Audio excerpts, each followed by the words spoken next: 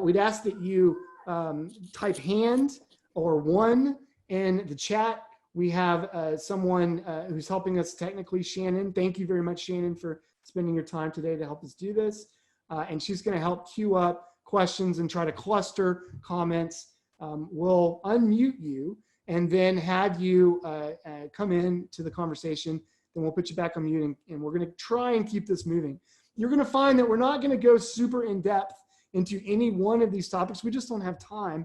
But what we want to do is start the conversation, get some things out there so that we can have much more in-depth conversations over the coming weeks and months together online.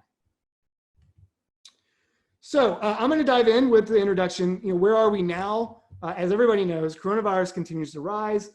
Very few people, very few experts that I've read are in any kind of agreement about why things might get better. It creates a ton of uncertainty for us, and obviously a ton of uncertainty about whether or not the event's going to happen, what that means for our camps. Many of our camps and campmates have been strongly impacted, and not just from the idea of going to Burning Man, but their mental health, their physical health, their jobs, their income. Our ability to gather has been greatly and severely impacted in a number of cities. I'm in Houston. We're under a stay-in-place order. We're not allowed to get together in our warehouse and work on our projects.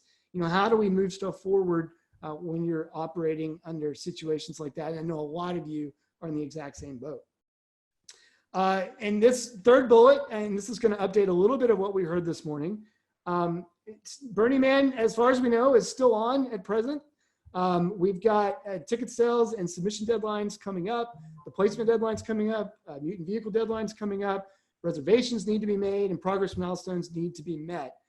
That said, a little bit of this has changed in that we heard from Marion this morning that they're going to postpone the main sale for a few weeks. We didn't get an exact date when they're going to postpone it. But what I heard and what I understood is towards the end of next month, towards the end of April. And then there was a flexible go or no-go date of the beginning of May, May 1st, somewhere around there, to let folks know if Burning Man's going to happen or not. That's what I heard this morning.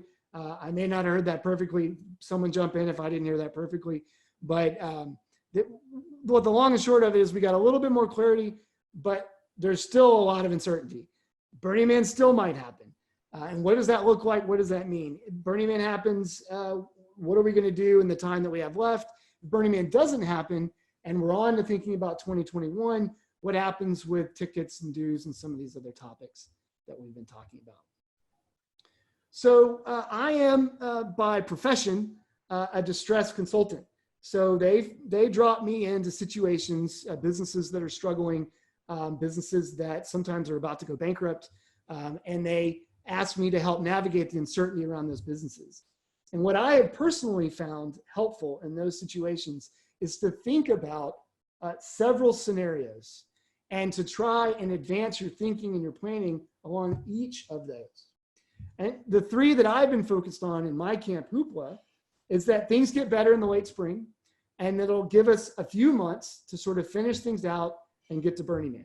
That's one scenario. Another scenario is that things don't get better into the late spring and summer, and Burning Man's canceled for this year. And what does that mean? And then the third scenario, which is probably a much smaller probability, but one that we're still thinking about in my camp, is what if a vaccine is slow to develop? Coronavirus turns seasonal, or it continues to impact life, and Burning Man 2021 is also impacted.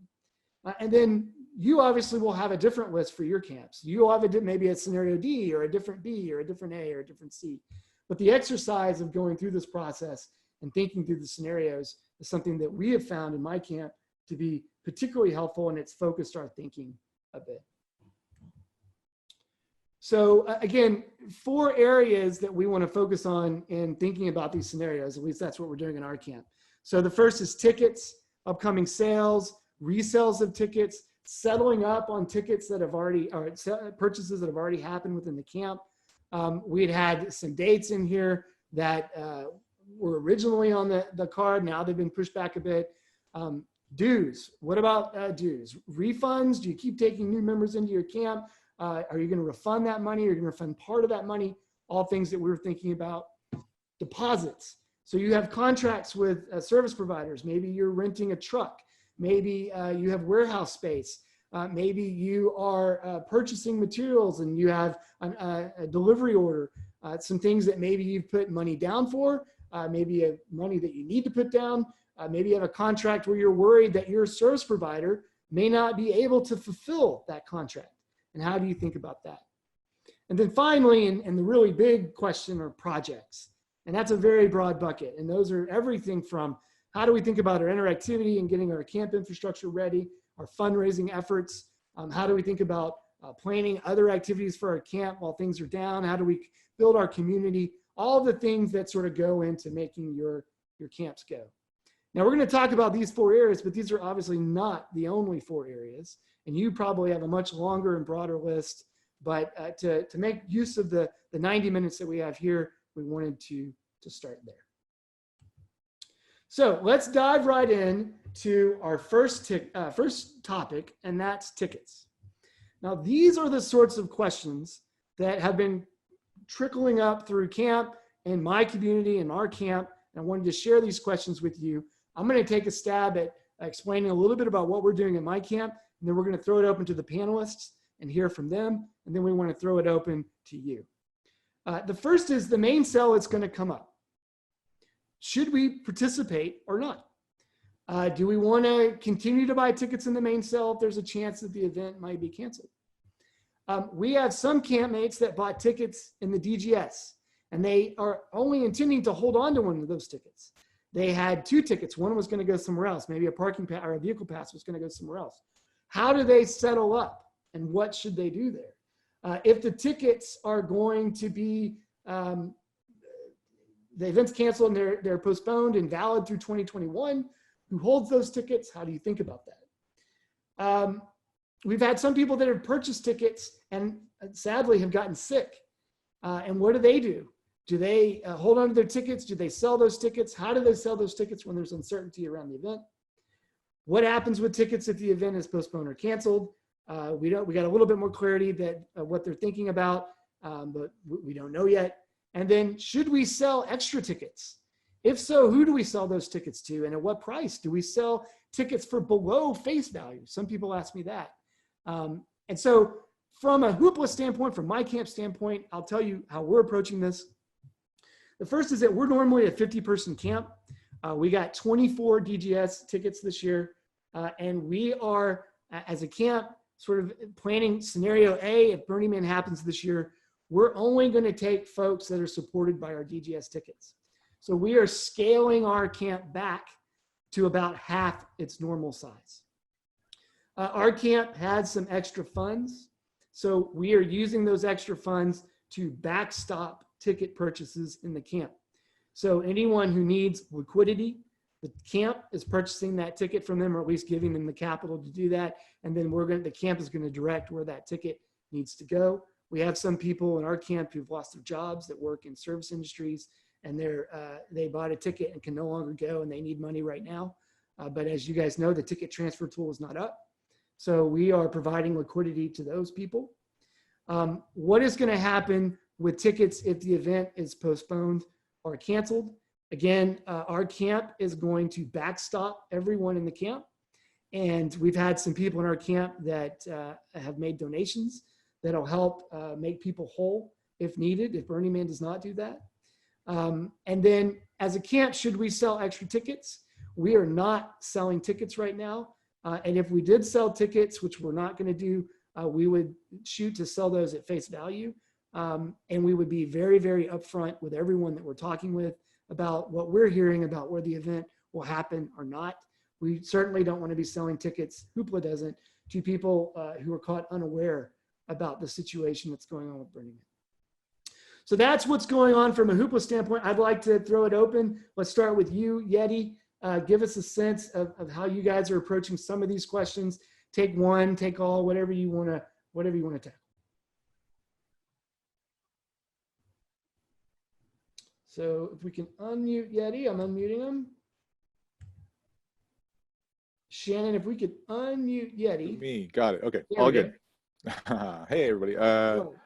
So my camp within the village and the village itself were made up of all sort of small to medium-sized camps. And at this point, everybody's just being cautious. And, you know, when I polled the village last week, the responses were, if the event happens, we're coming, and we're all just sort of managing our resources where we can.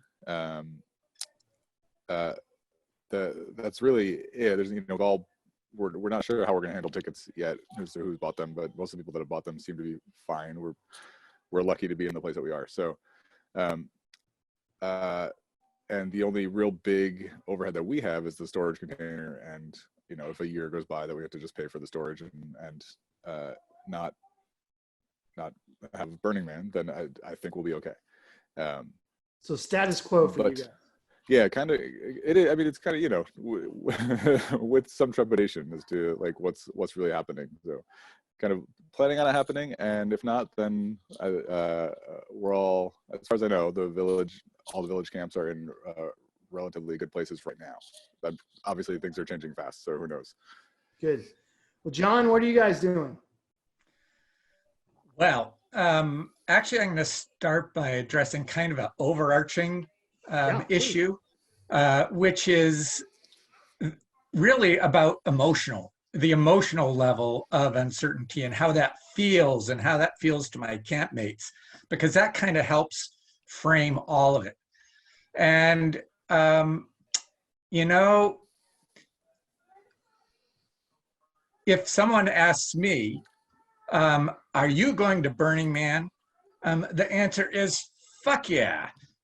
So there's kind of like, we practice collaborative leadership at BRC3PO. I love collaboration, but in something like this, there's room for leadership. Something some of us wish was happening on a national level, but we can at least practice it in our camps. So, and that's around commitment. So if someone asks me, if Burning Man does happen this year, is BRC3PO going to be part of it? The answer is, fuck yeah, we're going to be part of it. And I don't care if it's me and 3 of our 48 campmates, we're going to make it happen, right? And I can say that even if I'm not really feeling it. But if I send that signal out to the camp, then it's like, all right, we've got something that's grounding us. And if Burning Man doesn't happen this year, are we going to keep our camp community together? I mean, I think we could all say it together. Fuck yeah, we're going to keep it together. So I think there's a place for us as TCOs and leaders in various capacities at theme camps to just plant that stake in the ground, and that helps our camp to ground and figure everything out, because everything kind of revolves around that. Now back to the specific question. We're also doing some backstopping, but on an individual basis. So I'm at this point backstopping 5 tickets. But what I see that means is really the most I'm on the hook is for whatever, if there's a gap between the face value price and what we're refunded, that's what I'm actually on the hook for, which is likely to be a lot less than $500. Let's hope so. That gap. So that's what we're doing. All right, well, thank you, John. Candy asks, give us a sense of how you guys are tackling this.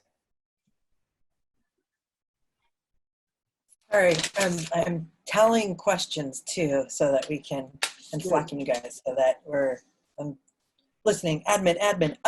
Well, so I was astonished from my camp to see that 60% of our campmates still wanted to come at this stage. Which is great. You know, that made me go, okay, crap, how are we going to do this in such a short window of time, right? First, Sandra, I want to thank you for your expertise, because this is really, you know, at the forefront of everybody's mind, and we needed somebody to mitigate. So thank you. 2, my camp did the same thing as far as liquidity. I had to, and I did it personally, like bailed out a handful of campmates that are over 65 that know they're not coming and wanted their money back. So I reimbursed them, and that's how I've kind of dealt with that at this point. There were some campmates that were going to go into the FOMO cell that held off. Okay. And then, let's see what else I took notes. Thank you. What is that of DGS? Yeah, that's kind of where we're at this point. It's scaling down the vendors that we use. And I'm sitting on a bunch of those invoices, and I said, great. I'm going to stop you right there because we're going to get to vendors in just a minute. Copy. So we're just standing by just like everybody else and trying to keep calm and wade through it. Thank you. Were we able to get Yeti or Fixer all set up? Fixer, you out there? Yes. Fixer, if you can hear me, tell me what you're doing. Okay, you hear me okay? You can. Yes, okay. Well, you know, we're a 150-person camp. I mean, RuPaul is 8 or 9 years in now with 5 or 6 years of rituals before that. So RuPaul is more of a benevolent dictatorship than it is a democracy kind of camp, I guess. All of my camp family per se is from all over the country and all over the world. So we don't have the same thing that you would have, Sandor, where every week we get together and that kind of thing. So when we allocate our DGS, you know, I allocated all my DGS mostly to my, can you hear me? We can. I'm going to mute you, Yeti. Okay. I allocated most of my DGS to my team leads, is which was what we always do. And then because of the DGS time frame is kind of early and very short, we usually have all of our team leads buy an extra ticket, and that ticket is then held until we add other people to camp, other leads that we haven't added. There's always a change, and you know, I don't think a 150-person camp ever has a 100-person core that always is coming back to do the same job every year. It's not that way for us, for sure. So right now, most of my people are just waiting for, you know, the decision. And for my decision, I think that I've been trying to bail out as many people I could that possibly cannot come for sure, or that are sitting on 2 tickets, which I don't think anybody in my camp is worried about eating 1 ticket or half of a ticket, but eating 2 tickets and a VP, if they weren't planning to use it, that's too much to ask. So I really have been trying to lead the charge that, you know, Burning Man is a go for now. We don't know any different. And so I'm still trying to build camp. I don't look at RuPaul as a 1-year camp. I look at RuPaul as 10 years down the road. So, I mean, I'm getting ready for the next burn. So I'm still adding people to camp. And I have believers joining camp right now, which I'm just so happy about. So right now people are joining camp, bailing out our current ticket holders that either can't come or they're sitting on 2. And we're not charging these people the main amount of the dues that we charge, because we only charge $100 for our basic yearly dues, which helps cover our storage. And then our other fees are usually collected when they get their DGS. But now we're having new people that join camp just wait till later in the summer to pay their dues. So I'm still vetting people for leadership positions. I'm vetting for people for teams. I'm adding people to teams. We're adding people to camp. I'm finding believers out there. And well, let me recap then what I'm hearing from you guys. And that what I'm hearing is a lot of, hey, look, we're keeping the door open for Burning Man this year. We are stepping in and trying to figure out ways to backstop our campmates that are in financial straits where we can. In some cases, we are adding new people to the camp. In other cases, we're being somewhat conservative about how we're going to approach things this year. And, you know, we are hopeful, but, you know, battening down the hatches a little bit in some respects with how we're thinking about the event this year. So what I'd like to do now is throw it open to all of you. And Shannon, Candias, I don't know if there are a question or two you could queue up, and let's get to as many as we can for about 5-6 minutes, and then we'll move on to the next topic.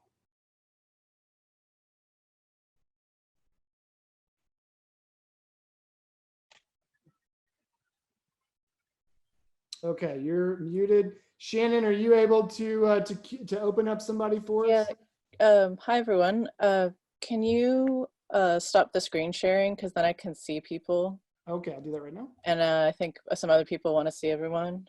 There you go. There we go. Thank you. Candy, do you see any questions that have come up on your list so far? Again, if you want to talk to the group, you want to ask a question, or if you want to offer your own insight, please type hand in the chat or 1 in the chat. Can't.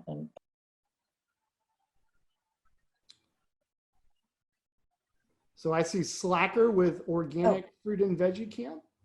Do you, I just got unmuted. So there was 2 things that came up, or actually 3 that I should just throw out there and then hand. Okay. We kind of broadly stroked how we've been dealing with ways to get out of GGS for campmates. It sounded like a lot of us were, working on that liquidity wise. The thing in the back of our minds has been about a ticket transfer tool fixer, who's not wrong. But at this point, as it's been told to us, that'll be open a week after the main sale. So people should stay tuned as to when this main sale is pushed back, and then that it will open thereafter. So I'm sure people will have some Q&A around that. And then well, and I don't want to gloss over that, because that's news to me. So you're hearing that the ticket transfer tool may open after the main sale. The ticket transfer tool will open after the main sale. Okay. It's just a matter of when that's pushed back, and they will send out comms so we can stay tuned as to when the main sale is actually pushed back to, and then it will open, the transfer will open thereafter. Okay. So again, if you've got questions, write in the chat, hand and ask your question so we can call on you. Slacker has a question, and Slacker, I'll go ahead and unmute you now. Hi, I'm Slacker, Organic Fruit and Veggie Camp. This will be our 10th year on Playa. Not good timing. And I'm just wondering if there is some help we can get from the peer-to-peer group, specifically for becoming a village, or maybe not this year. And so if I heard you correctly, and you lagged a little bit on my screen, is that you're asking if there's some help out there for looking at becoming a village this year. Is that correct? We are in the process of becoming a village. Good. So we're looking for some help and guidance with that. Well, the first thing that I wanted to point out to you is that that is one of the core topics that we're trying to address through camp, through our advisor matching program. And so I don't know if you've seen the links for that today, but if you'll go in and click the link, fill out your information, and we're going to match you with some folks that have built villages and can help you sort through that. That's obviously a topic that is a multi-week, multi-month topic. I think lots of things to think about, and we're excited that you're thinking about doing that, and we want to help you as much as we can. Thank you. Thank you. Shannon, Yep. can anyone else? Yeah, Jason from the Pinhole Project, and there's a +1 on this question as well. Will BlackRock storage container storage fees be discounted? That's one I don't know. Andy, I don't know if you've gotten any insight on that. That's one we may have to put on the list of questions to follow up with Burning Man about. Andy, or Fixer, any insight there? Hold on, let me try and get to him 1 second.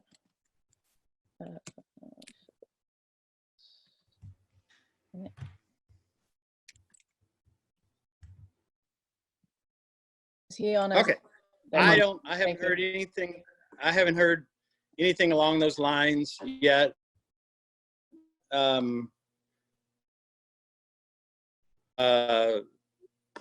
That project, and I'm not even sure if that's part of the nonprofit or not, to tell you the truth. So I don't think there's anything we can answer here. I would doubt it, to tell you the truth. Okay. Well, we'll put that on the list of questions that we're going to follow up and ask about. What I'm going to do with that list of questions is, as we get answers, I'm going to go out into each of the Facebook groups, the big groups, and I've got some links to those at the end of the presentation. And I'm going to put those responses there, and we're going to try and get the word out as much as we can, follow up on these questions. And if they provide us with a tool to reach everyone that was here today, we'll certainly do that as well. Candy asks, Shannon, anyone else? Yeah, there's one more. It looks like it says, I filled out the form to get a camp mentor a couple months ago and didn't hear back. I'll Is take that that to one be as well. expected, or should I resubmit? No, we've got everyone that has submitted. We have just started the process of doing matches now. The first wave of those matches rolled out last week, and we are doing more matches now.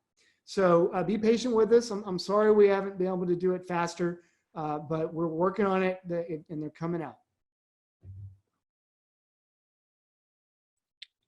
Okay. Do you want So to take with more, that, or are you why going don't we to move on? keep moving to our next topic? And I'm going to go ahead and share my screen again.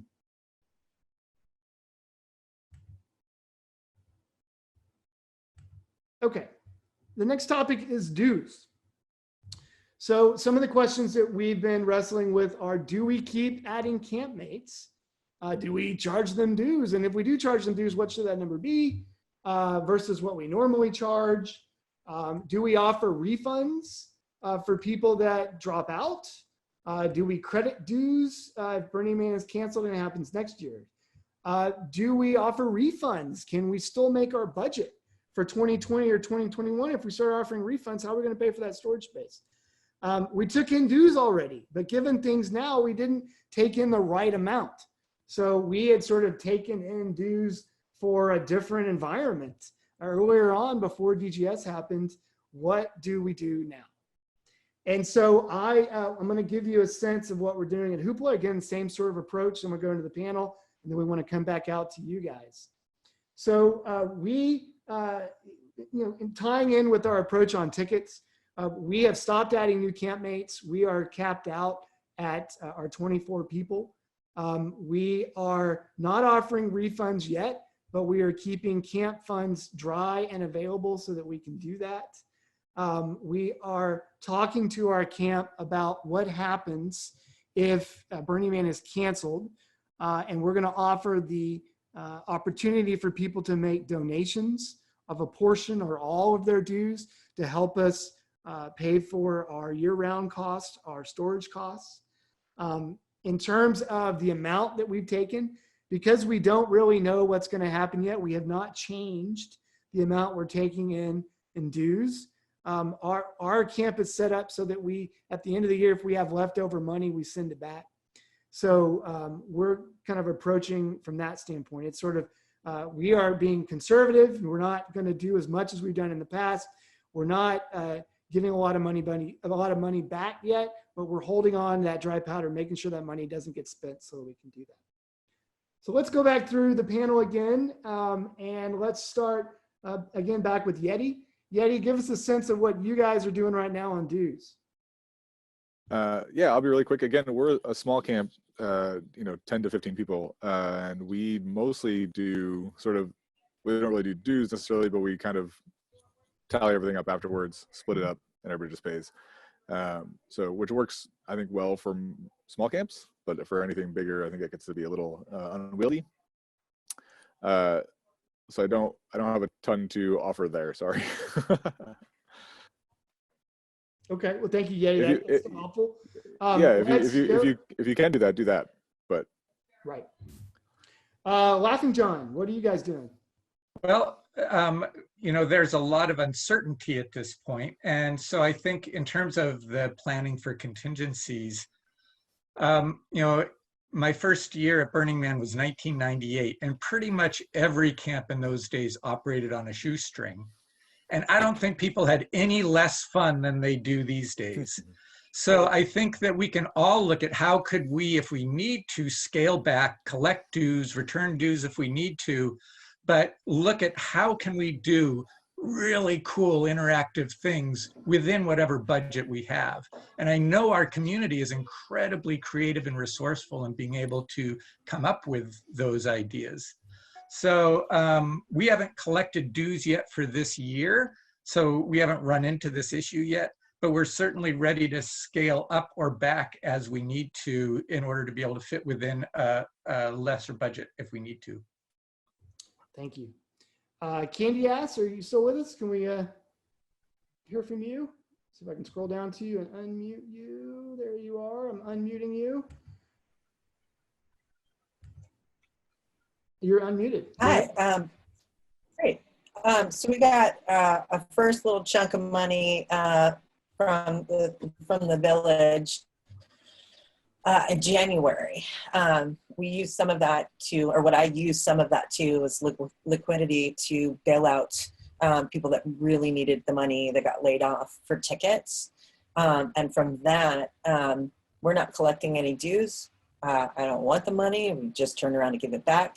And at this point, from the monies that we had collected, I've made it very clear that basically, should Burning Man not happen this year, we would take out our annual storage fees, which are probably like $3,000 for our container and our kitchen trailer, and then monies would go back. So that's where we are with that. I do have questions up. So at any point you want to circle back once everybody's answered. Sure. Let's hit Fixer and then we will come back to those. Fixer, what you got? And if there's a way to leave the panelists unmuted, that might speed this up just a little bit. Let's see. Let us probably be the smartest. Okay. There you go. You're unmuted.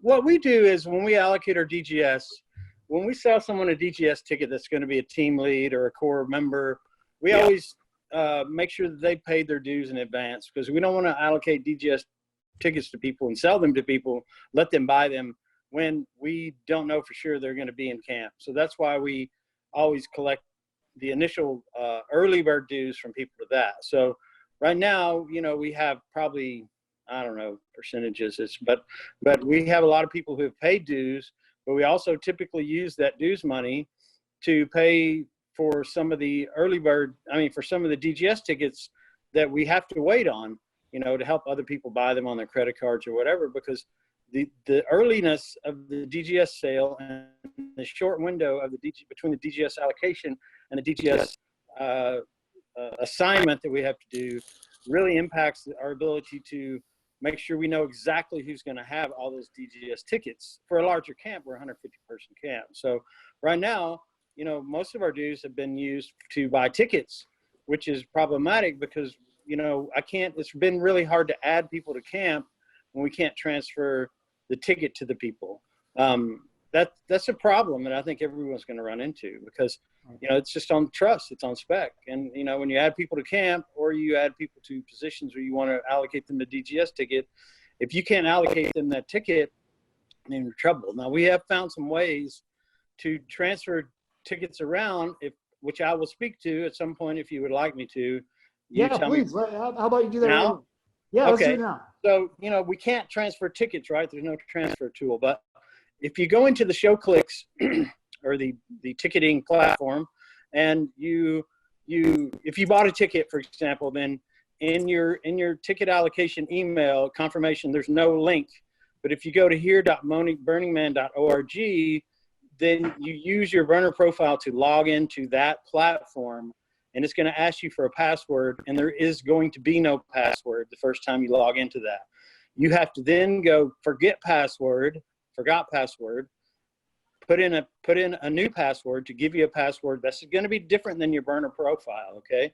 So you put in the new password, and voila, it still won't let you log in. I've done this 10 times, so I know what I'm speaking of. You have to, once again, don't freak out, just put the same password in again, and then after twice, it will stick. Then you can log in to your ticket order that you had. So if you have people that are sitting on 2 tickets and you need to bail them out somehow and move those tickets to someone else who's not comfortable joining camp or paying for a ticket or whatever the thing may be, you can then change that account is separate from your burner profile. You can change everything but the username. You can change everything but the ticket order. The ticket order is going to stay in the name of the credit card that you bought the ticket in. But you can change the email that's based on that, that's connected to that, now different than your burner profile. So let me stop you for a second, because I've gotten lost in what you're talking about. And so what, Okay, well, I was trying to make it fast, but I what can suggest is you are the moderator of one of the big groups on Facebook for TCOs. Reach out to Fixer, and Fixer, I'm sorry to offer you up for this, but if you don't No mind, problem. there is a solution to dealing with tickets that you need to split up or you need to move around a bit, and Fixer is your man and can help you figure that out. Okay, Is that good, Fixer? yes, it would take me only 2 sentences to finish what I'm saying. Once you do that, then you can give that profile to someone else. Then they have complete control of those tickets. Fantastic. All right, well, let's open it up. Candy S and Shannon, we got anything out there? Anyone who wants to weigh in here? Yes. Either Shannon or Ken. Okay, go for it. Go for it. Okay. How do we practice radical inclusion in 2020 for those immune compromised and in the 60+ age group? That's a fantastic question. And, you know, we have in our camp some 60+ folks. And we are kind of approaching it from a couple of different perspectives. One, we try to make sure everyone's very well educated. We have weekly calls with our camp on Zoom. We're talking about what's going on. And when we're talking about things with respect to Burning Man, we point out the folks that we keep hearing need to be extra careful with respect to coronavirus. And so we're educating those people, but then we're letting them make their own decisions about whether or not they want to come. We are working with them to help them understand what medical resources are available, how CrowdRx works and all that sort of thing. We are providing them with a lot of support if they are uncomfortable coming to Burning Man this year. And we've had at least one person who's 60+ that has dropped out. But we're approaching it from a perspective of educating and then being very, very flexible about doing whatever they want to do and supporting them and their choice about whether or not they want to go. Any other panelists want to comment on that? Candy, yes, please. I would love that, if that's okay. Being someone that's immunocompromised, both myself and my husband has a lung condition. Funny enough, we were succession planning the camp this year anyway, because I really wanted to work on the back end with placement if they would have me. That said, in the situation that's happening, the camp would succession plan because we have made the decision that we cannot actually, after 23 years, should not, regardless of what happens beyond Playa. And most of the people that have stepped back are over 60. Not that we're seeing demographically this virus isn't hitting younger people, but when you're talking about people in their 70s and 80s in our camp, it was just a no-brainer. So those were the first to drop off. Sure. Anybody else from our panel want to comment? Well, as a 61-year-old who is very healthy, I certainly hope that I would have the option to be able to go. And it would be my risk to take. So I think that to a certain degree, we've got to educate people, but look at their particular situations and see if, you know, they're somebody who's actually going to be at high risk or not. I don't consider myself particularly high risk because I am I'm very healthy. So that's what I would say. Thank you, John. Can you ask Shannon, do we have another question or a comment? Yeah, this one, I think we talked about earlier in plenary, but perhaps some people missed part of that conversation. It says, not sure if this has been floated here already, but is there any discussion of a 2020 ticket counting towards Burning Man 2021 if 2020 is canceled?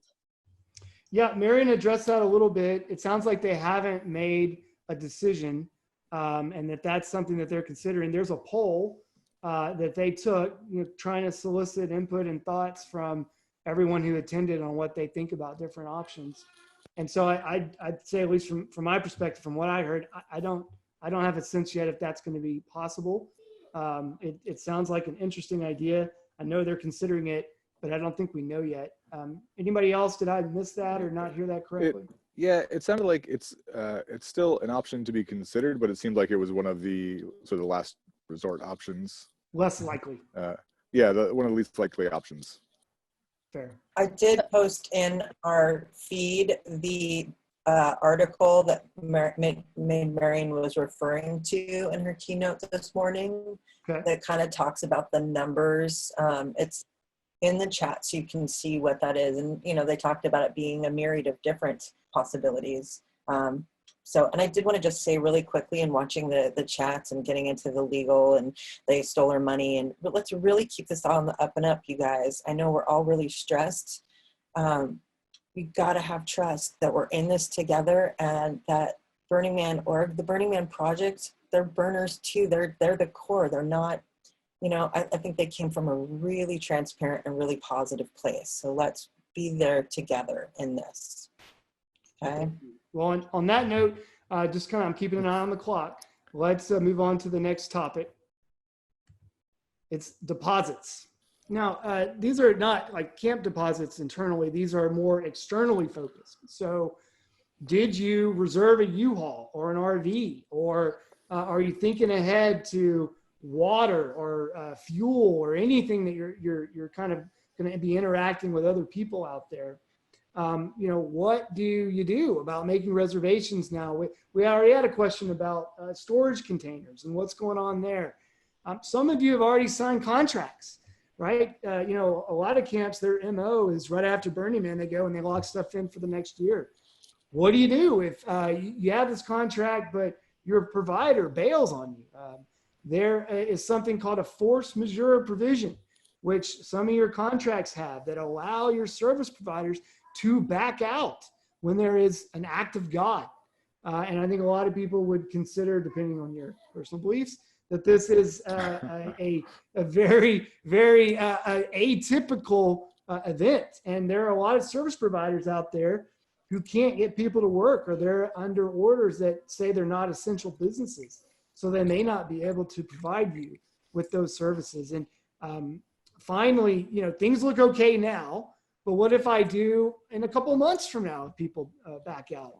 How do I handle those situations? Well, I tell you, in Hoopla, what we're doing is we are going through our contracts with a fine-tooth comb.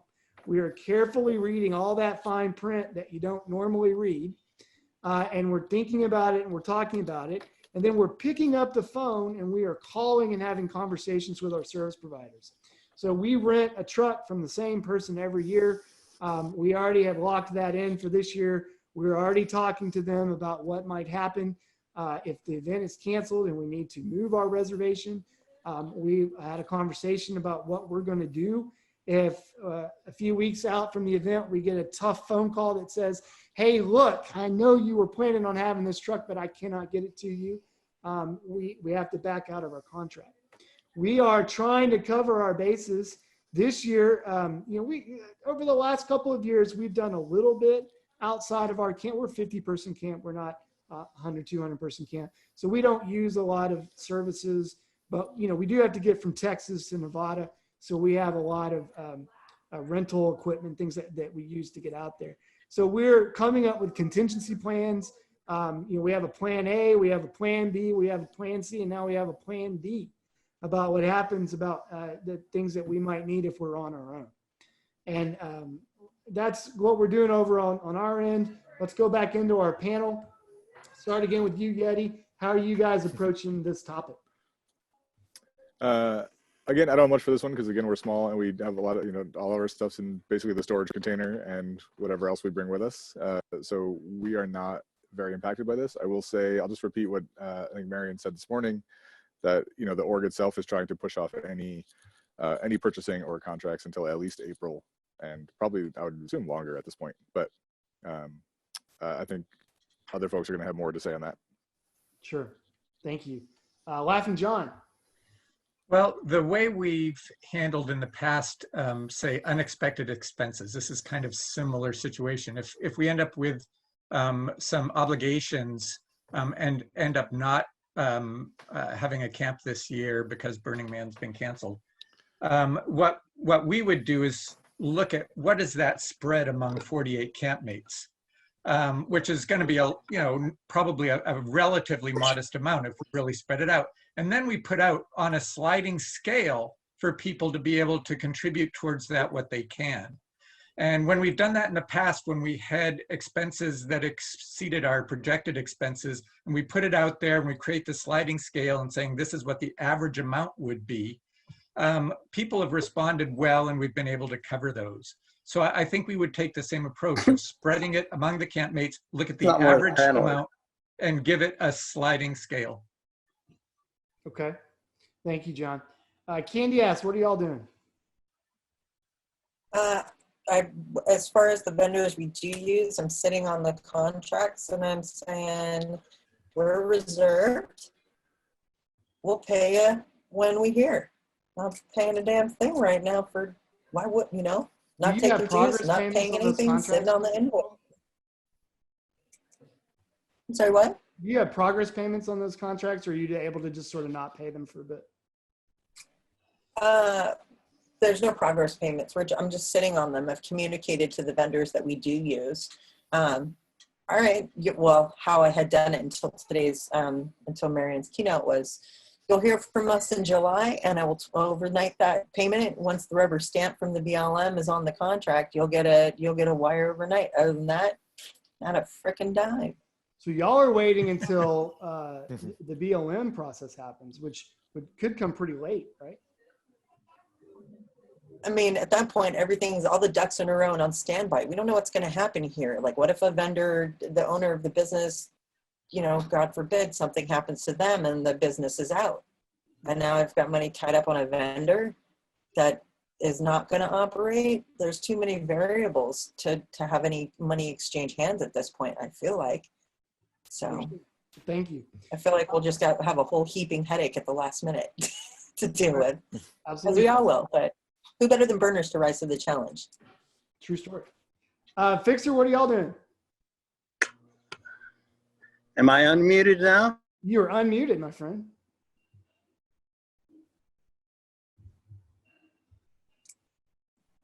Fixer, you there? Hey, sorry. Well, you know, very seriously, and we've done away with almost all of our OSS needs. We're bringing in all our own water.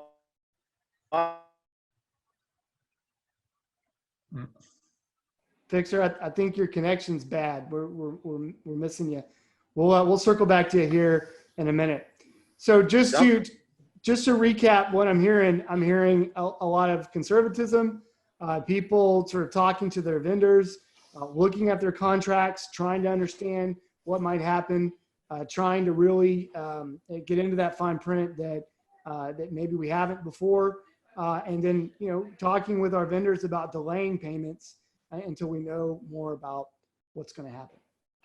So Candy asks, Shan, can we throw it open to some folks?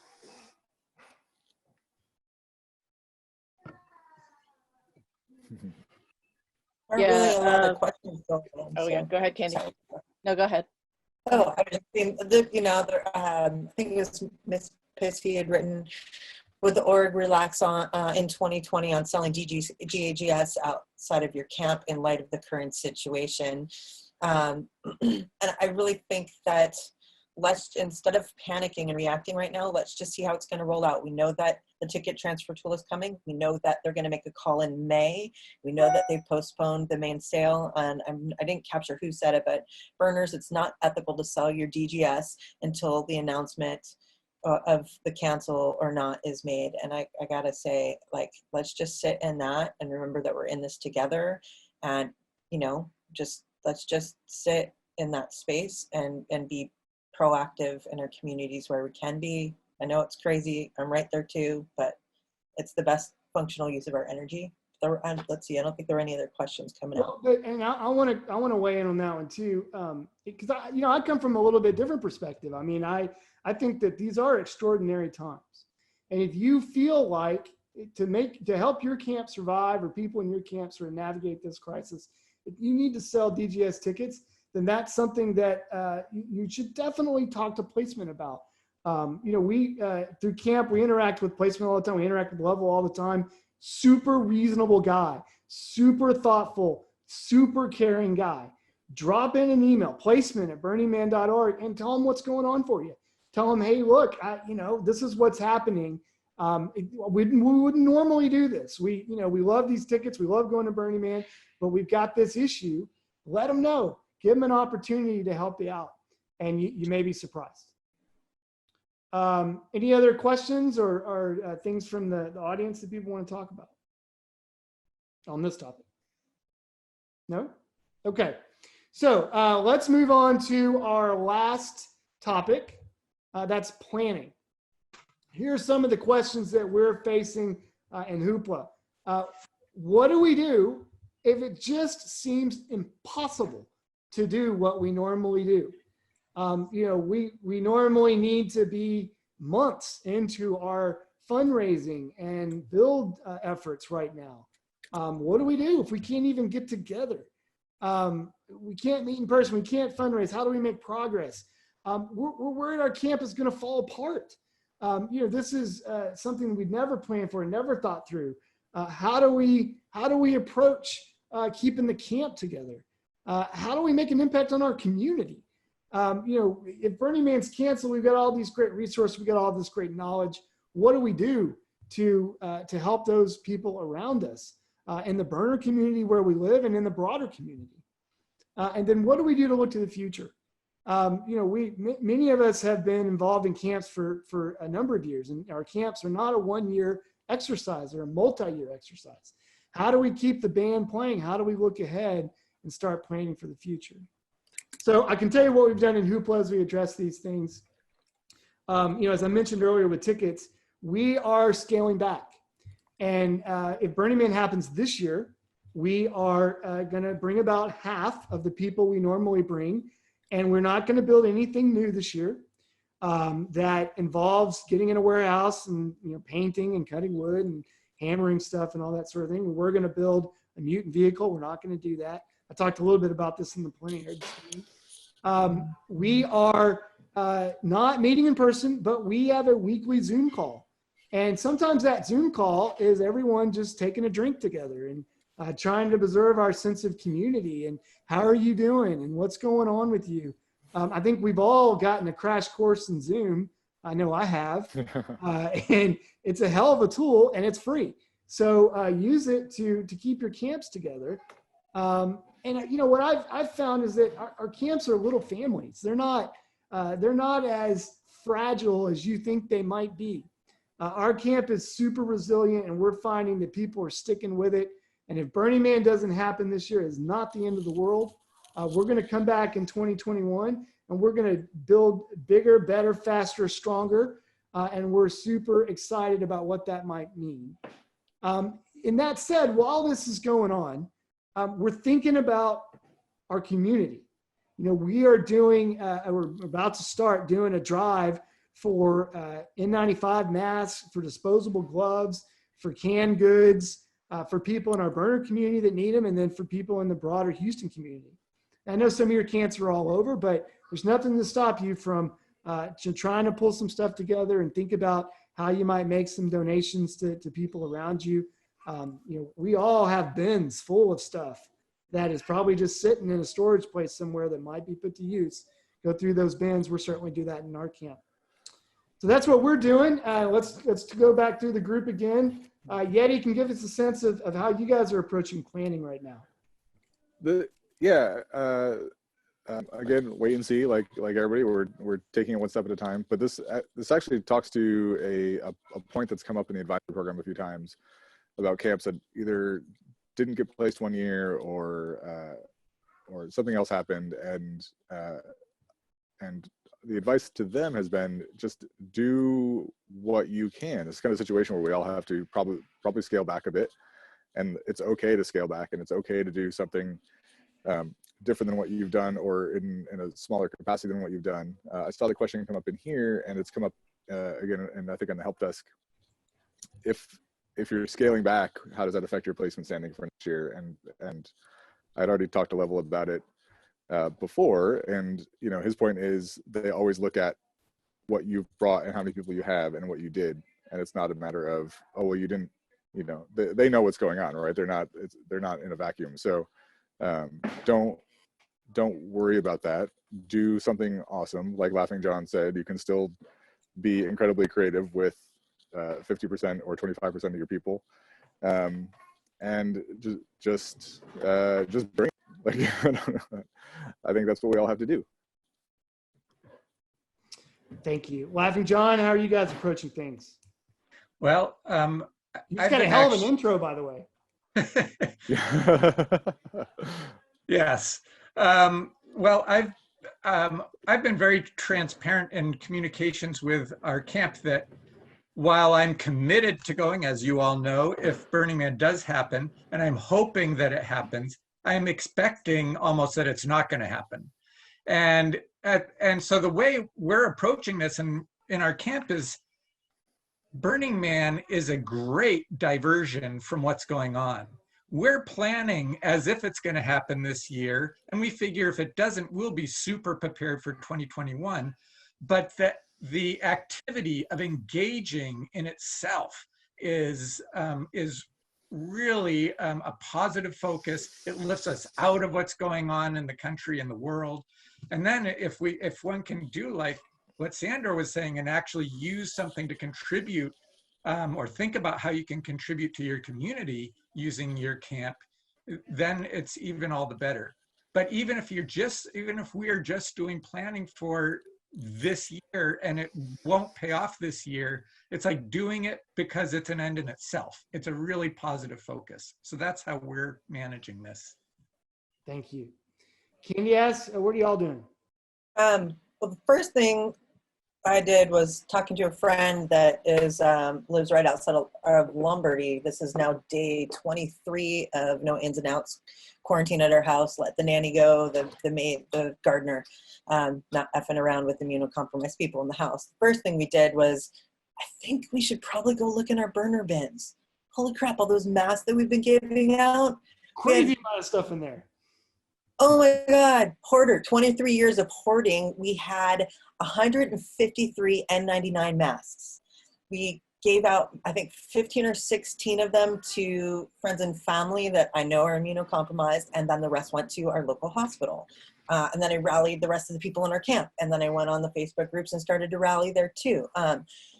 Another thing that, because, have we not all been training for this? Trade and Barter Society. We started a stockade private Facebook group for our neighborhood. And it's really nice because it's minimizing your time, like scrambling to go to grocery stores, and how we list, it'll be like Glendale Whole Foods, 9 a.m. They have paper goods, there's toilet paper, they have breads, they have dairy, and that gives people eyes to not have to leave their house unintentionally, or like, hey, I'm really running low on this thing. I got that thing, I'm looking for this thing. So then, maybe the best thing to do is to do drive-bys between the stockade group and pick up and deliver things. So that's how we've activated really in LA on those two scales. And then there's some people that have 3D printers that are now starting to print what hospitals are going to need, so which I'm sure a lot of people are doing. So that's us. And I do want to say there are some questions that I love to dive into when you're ready for them. Let's get Fixer back in here. I'll get you unmuted there. What do you? Yeah. I wasn't really bluegrass. I need some bluegrass. Well, I tried. I wasn't really planning for 2020. I was planning for the next burn. So I think we all need to have the viewpoint that we're just planning for the next burn.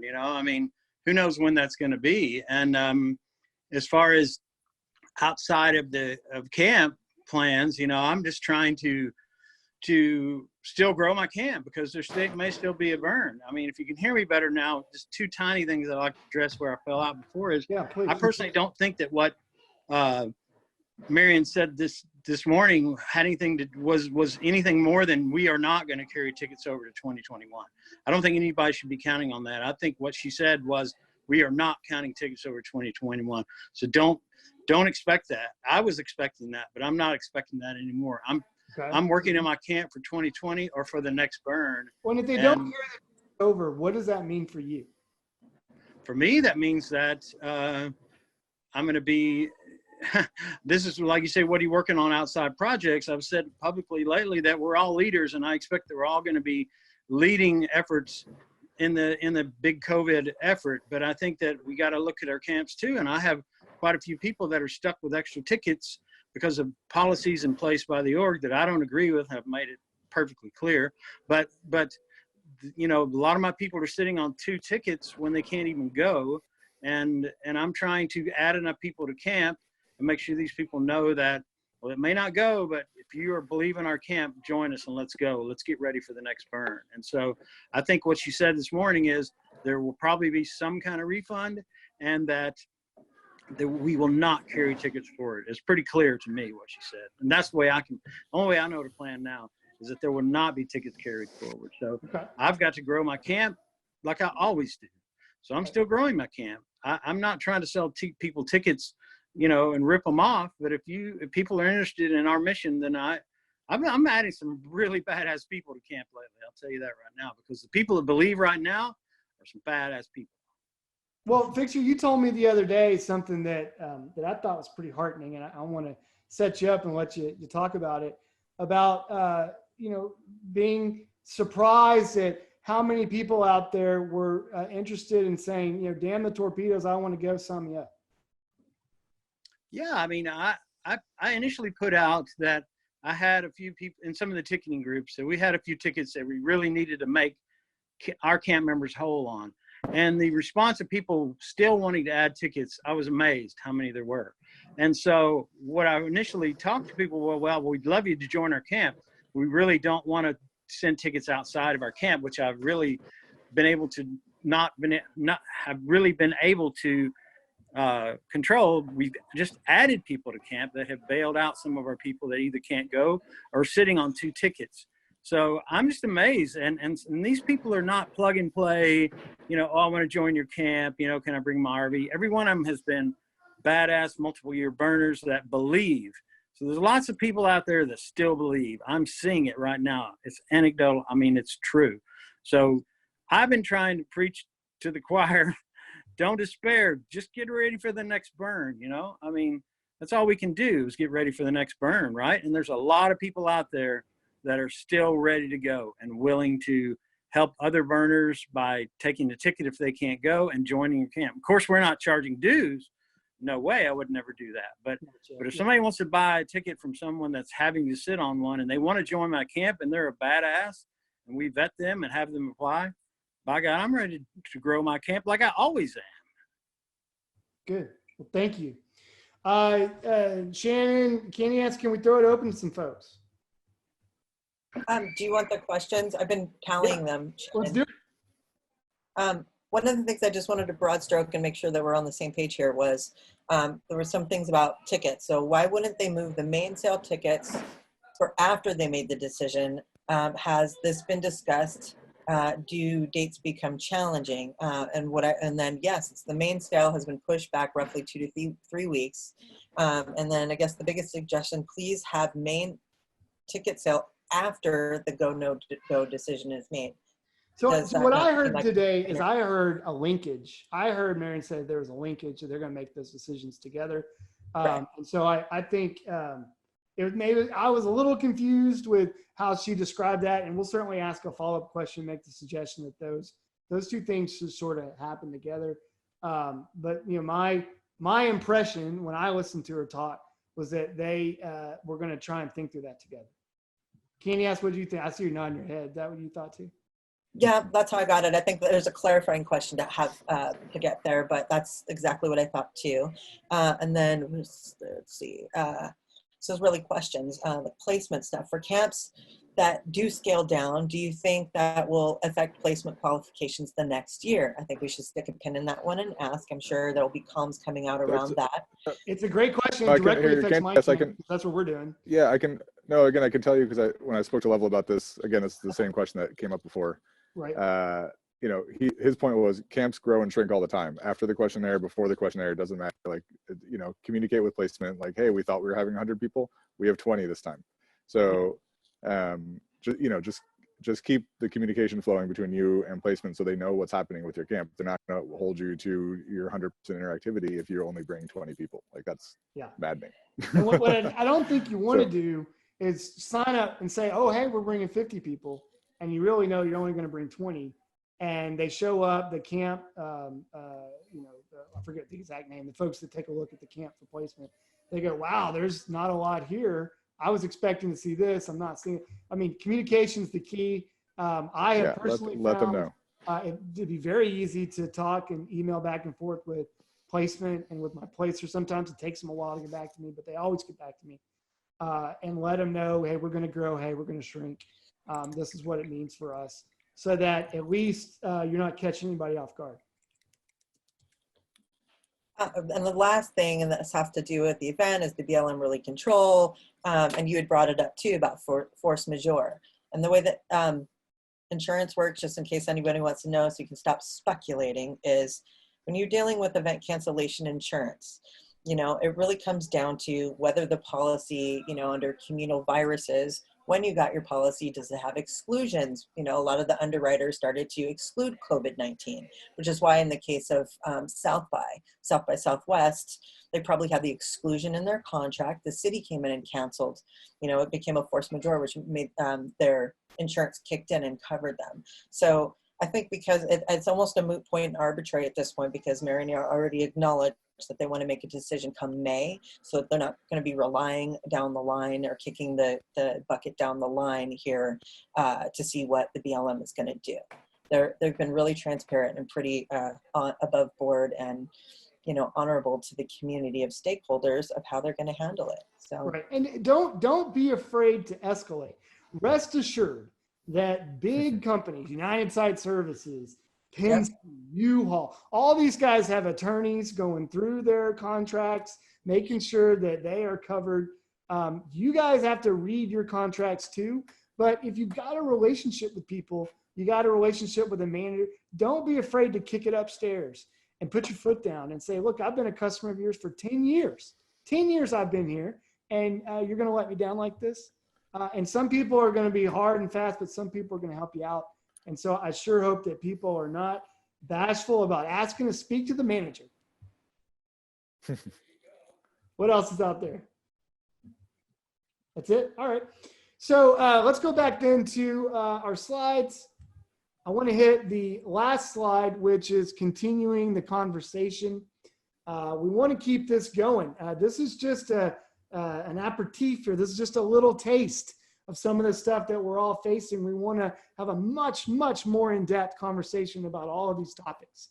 So the first thing I want to point out is that CAMP, which is the organization that we're all involved in, we're matching people right now. We're a little slow, as you heard, but we're getting those matches out, and we're asking for more camps and more advisors. So if that's up your alley and you need some more involved help, please click this first link, go visit this first link, and fill out our Google survey so that we can get you in there. CAMP itself has a Facebook group. It's small. It's been mostly the advisors, but we're going to open that up and let other people come in, talk to us, ask questions. And then there are two really big groups out there. The Burning Man Theme Camp Advisors is enormous. There are thousands and thousands of people in there, full of snark, but you can sometimes get a question answered. Then there's a group that Fixer here is admin of, and that's the Burning Man Camp Organizer Discussion Group. If you have questions for Fixer about some of the workarounds that he's found on tickets and getting those kind of spread out amongst your people and getting people settled up, that's a place to go. There's also a ton of sector groups, functional area groups on different areas of camp infrastructure, regional groups. You know, I'm admin for a group in Houston. We have a lot of stuff out there, a lot of people that are out there and looking to help and connect with you. There's an online message board, ePlaya, which is relatively active. There are certainly some people that are on there and watching that, and that's another place to put some questions. We have a help desk, campsupport@burningman.org. You can send any question you want to that email address. And people like me, when I, late in the evening, I sit there and I go through that and I try and get those questions routed to people, other people. Yeti, Candy, I do the same thing. And we route those throughout the Burning Man organization, trying to get answers for you. I don't want you to feel like you don't have a method to get answers. It exists. It may take a little bit, but there are people standing by to help you figure this stuff out. And then finally, don't be bashful at all about email and placement. Open the kimono. Let them know what's going on. They're here to help you. They're your friends, not your enemies. They are here to try and support us. And I can tell you, having talked to Lovell, he's a great guy, and he's got nothing but y'all's best interest at heart. And so we want to make sure that you got to scale down your camp, or you got to think about what to do with your DGS tickets, or you're worried about something that you're having trouble getting an answer for. Feel free to throw in emails to multiple places. Please don't be bashful. We're here to help you.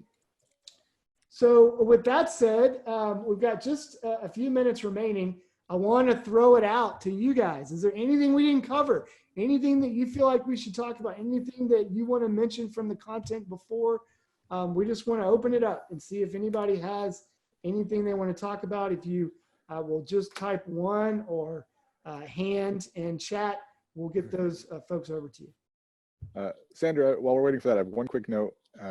We at Camp Support, we are tossing around the idea of forming an advocacy group to advocate for theme camps to the org, and kind of be liaison, a very specific liaison between theme camps and the org. So we'll take a lot of what's been put in the chat and see if it makes sense to create that group, and use a lot of what you guys have been asking and saying towards that group. Exactly. Thank you. I see a couple questions in chat. Ken, you want to tee those up? Let's see. David Rogodowski. Sorry, dude. You just slaughtered that guy. Get off me. Stop yelling at me. That can't possibly be the pronunciation. Sorry about that. Sorry, David. Who's the best person contact to reach out to at the org? David, for specifically what? Well, and that's why I say, whatever's on your mind, put a ticket in cancel. campsupport@burninman.org. There you go. We're going to get that routed for you. We have access to a ton of people in the org, and we'll route that hopefully to the right person to get you whatever answer and whatever question that you have. Anything else? No. Okay. Well, look, we like to end panels and breakouts around here with gratitude. And I want to, hold on a second. Same question for person, best place to reach out to. Yeah. Camp Support is the place to go. But we're trying to end these things with gratitude. And I want to start by recognizing someone that I don't think has got enough recognition today. And that is Candy Ass. You guys don't know this, but without this woman, TCS was probably not going to happen this year. And then when it went virtual, without her, we probably wouldn't have this period. So please join me in a big round of applause for Candy Ass. Thank you so much for making this possible. I think everyone has loved this today. You rock. I serve at the pleasure. You guys are my community. It mattered. Yes. We matter. We matter. So thanks. Stop. I made you. And then all of our panelists, Yeti, Laughing John, Candy Ass, Fixer, you guys are amazing. Thank you so much for taking your time. And then thank you to all of you, for all of you that are out there in the audience that are getting it done every day. Burning Man would be nothing. Would be freaking Coachella without you. And we're so thankful that you're out there doing what you do. We want to support you. We want to get you the help you need. Please put in a ticket to Camp Support. And thank you, thank you, thank you. So with that, we're going to do this. We'll take a break. We're going to do this again in a different Zoom. So if you want to go through some of this again with us, we're going to do that. This will be recorded and I believe placed on the line. A big shout out to Shannon. Thank you for being our technical moderator. You've been amazing. And we will see you guys, I guess, at the next panel. Thank you. And thank you, Sandra, for pulling us all through this. You did amazing. Facilitation. Yeah, I understand. Yes. Bye, guys. Bye-bye. All right. Bye-bye.